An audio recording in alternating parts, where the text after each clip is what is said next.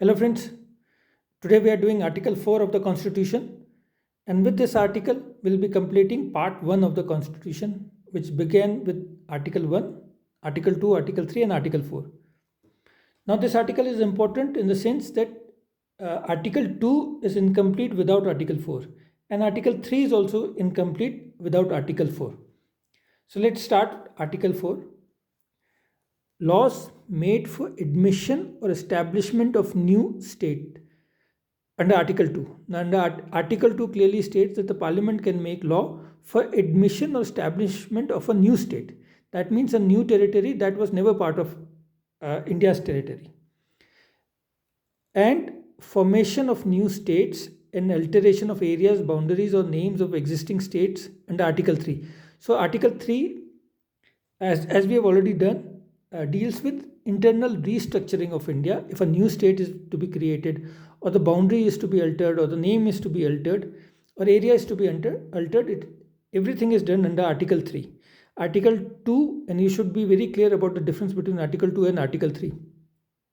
Article 2 deals with any foreign territory that is becoming part of the Indian state, whereas under Article 3, Indian states which were already part of India are restructured. A new state is created, or even a new union territory is created.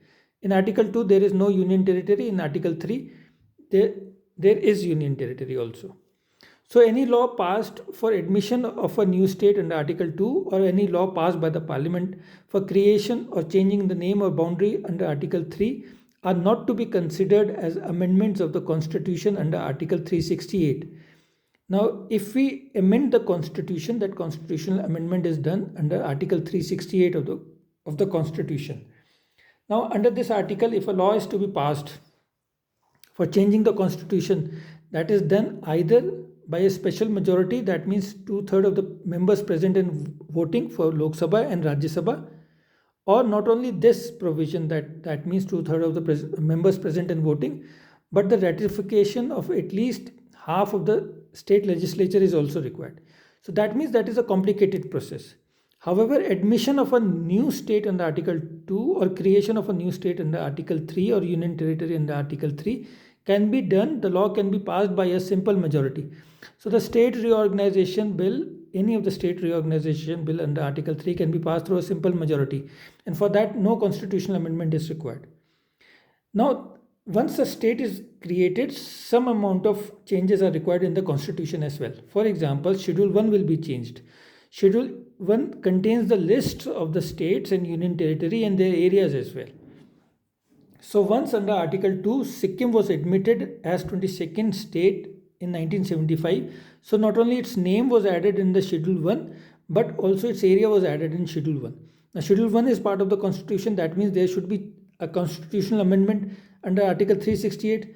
But Article 4 clearly states that any change in the Constitution can be done through a simple majority and not through a special majority. Same way, Chhattisgarh, Uttarakhand, and Jharkhand were created in 2000 as 26th, 27th, and 28th state respectively.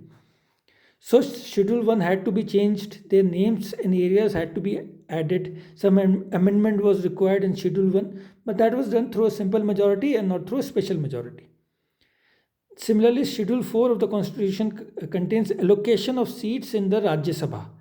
Once Uttarakhand was created, 3 seats were given to it, and that was mentioned in Schedule 4. Telangana's name and its seats were mentioned in Schedule 4. Schedule 4 is part of the Constitution, but it was not considered a constitutional amendment under Article 368. It was done through a simple majority. So I hope Article 4 is clear to you. Any change in the Indian structure of the India, whether through Article 2 or Article 3 by law, is done through a simple majority and not through special majority.